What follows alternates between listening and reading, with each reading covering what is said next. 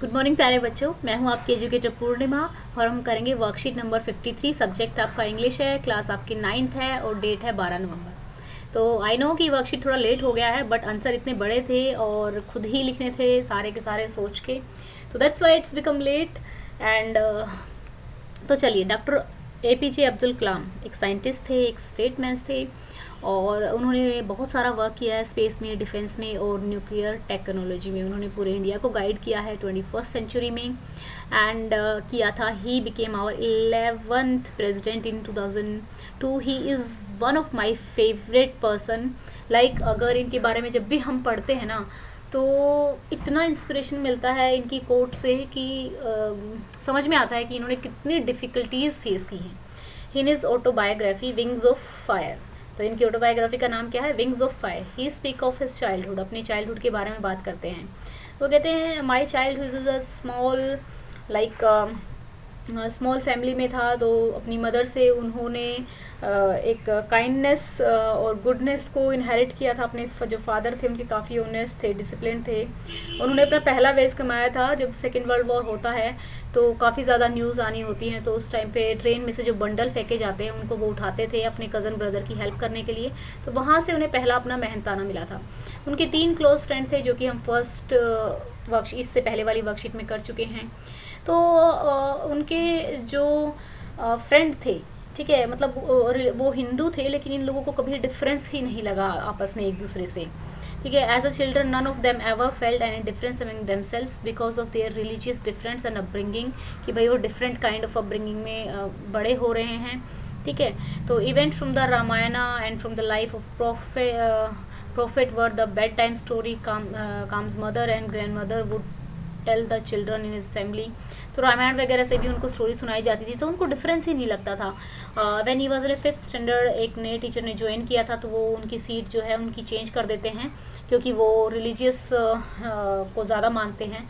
लेकिन फिर जब उनके पिता को पता लगता है, उनके जो फ्रेंड होते हैं उनके पिता को पता लगता है, तो वो टीचर को डांटते हैं और उन्हें कहते हैं कि ऐसा बच्चों के दिमाग में रिलीजियस को लेके डिफरेंस मत क्रिएट करो, ठीक है। और उसके बाद जो वो टीचर होते हैं वो भी सुधर जाते हैं। एक बार ऐसा होता है कि उनके एक बहुत ही अच्छे टीचर थे शिवा सुब्रमण्यम अय्यर, तो ये काफ़ी ज़्यादा अप्रिशिएट करते थे इनको, इन्होंने फर्दर इनको बहुत गाइड किया। तो ये ब्राह्मण थे, तो एक बार ये उनके घर जाते हैं, तो जो उनकी वाइफ होती है वो उनको अंदर नहीं आने देती। तो इसके जो टीचर होते हैं वो कहते हैं कि कोई बात नहीं, जब हमें किसी चीज़ को चेंज करना होता है तो हमें ऐसी प्रॉब्लम फेस करनी पड़ती है। और वो अपनी वाइफ को कुछ नहीं कहते हैं और कलाम के साथ बैठकर बाहर ही भोजन करते हैं। लेकिन जब सेकंड टाइम वो जाते हैं तो उनकी जो वाइफ है वो उनको अंदर आने देती है और अपने किचन में से फूड सर्व करती है।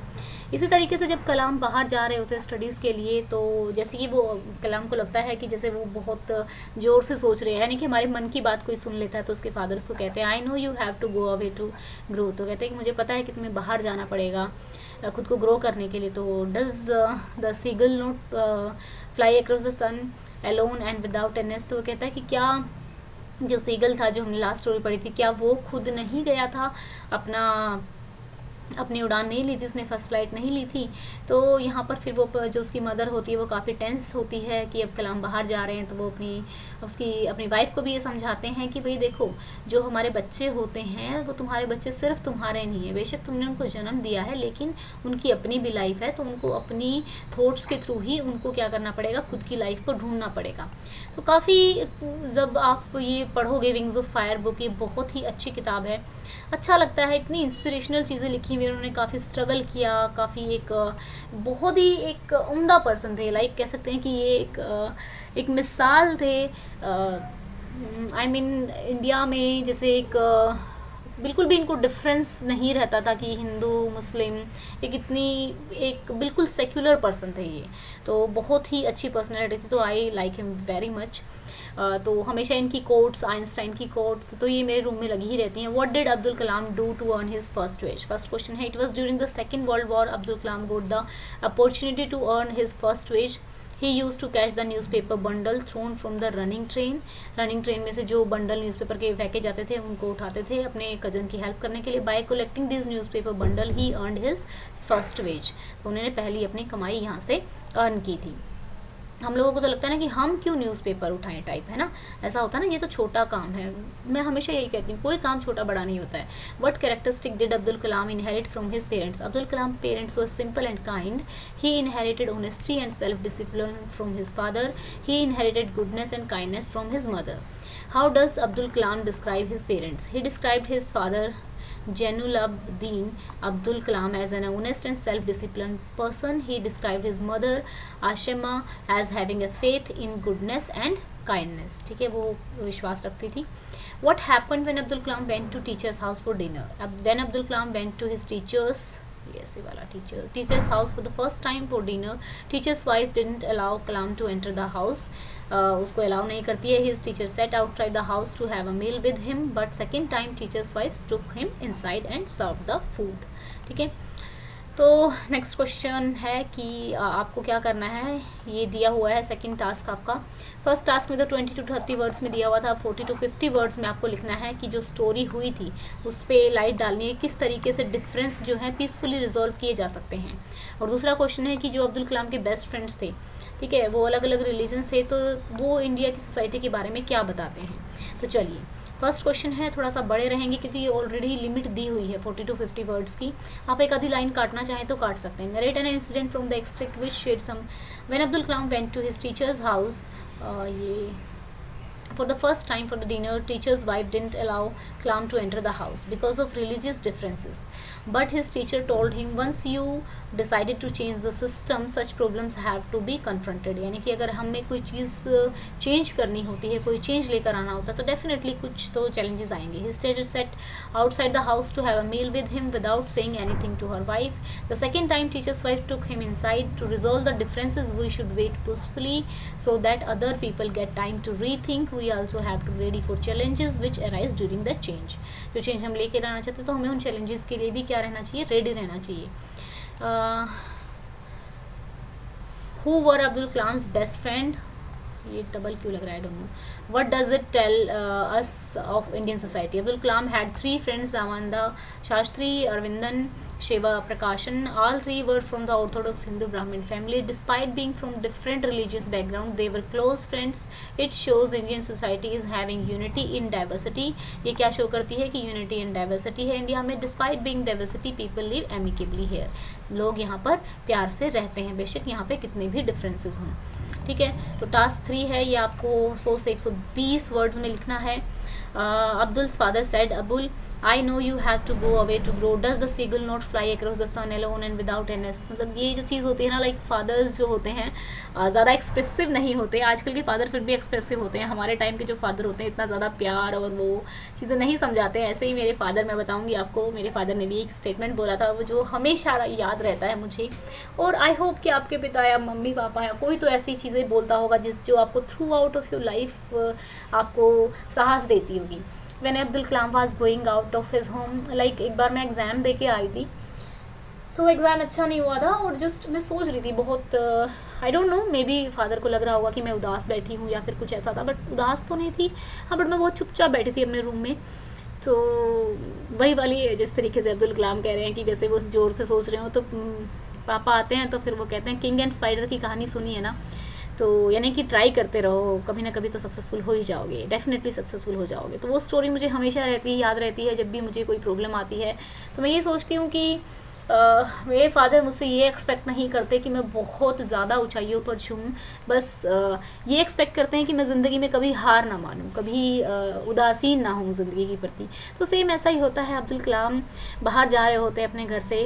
When Abdul Kalam was going out of his home, his father encouraged him by quoting the story of seagull. He said, Abul, I know you have to go away to grow. तो उसके father कहते हैं कि I know कि तुम्हें बाहर जाना होगा ग्रो करने के लिए. Does the seagull not fly across the sun?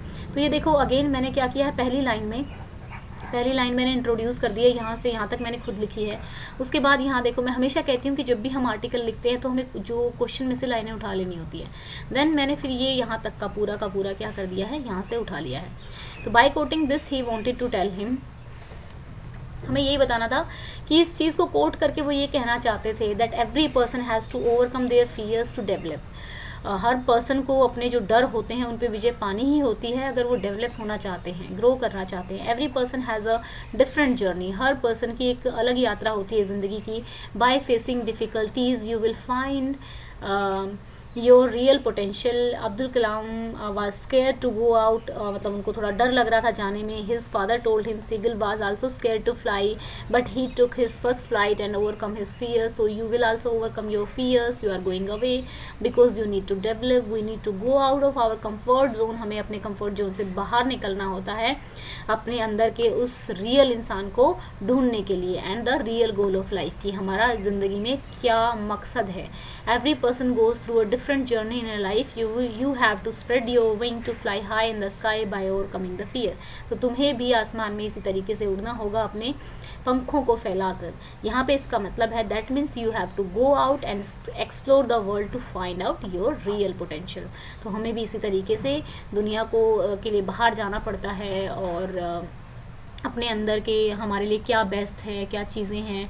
बहुत बार डर लगता है कुछ भी नया काम करते हैं, बट ठीक है, अपने आप को सांत्वना देते हैं। एंड आई थिंक सबसे बेस्ट मोटिवेटर्स जो होते हैं हमारी लाइफ में पेरेंट्स ही होते हैं, क्योंकि हम अपनी लाइफ में सबसे ज़्यादा मोटिवेशन अपने पेरेंट्स से लेते हैं। लाइफ में कितनी प्रॉब्लम आती है लेकिन स्टिल वो लोग मुस्कुराते रहते हैं। हमें कभी भी मीन्स आप लोगों ने देखा होगा कई बार घर में पैसे की भी प्रॉब्लम होती है, सम टाइम आपके बीमारी भी बहुत आती है, लेकिन वो ऐसे नहीं होते, वो मुस्कुराते रहते हैं। लाइक हमेशा मुस्कुरा कर ही जवाब देंगे। तो सम टाइम में जब मैं थोड़ा छोटी थी तो मैं सोचती थी कि इन लोगों में तो कितनी हिम्मत होती है कि ये इतनी सारी प्रॉब्लम को फेस भी कर रहे हैं and still they are smiling. और एक हम लोग हैं जो थोड़ी सी प्रॉब्लम आई और जस्ट रोना स्टार्ट कर देते हैं। But now I become a happy person. Like अब मैंने भी उन चीज़ों से सीखना स्टार्ट कर दिया है। तो आई होप कि आप लोग भी जब थोड़े से बड़े हो जाओगे तो इन चीज़ों से सीख लोगे।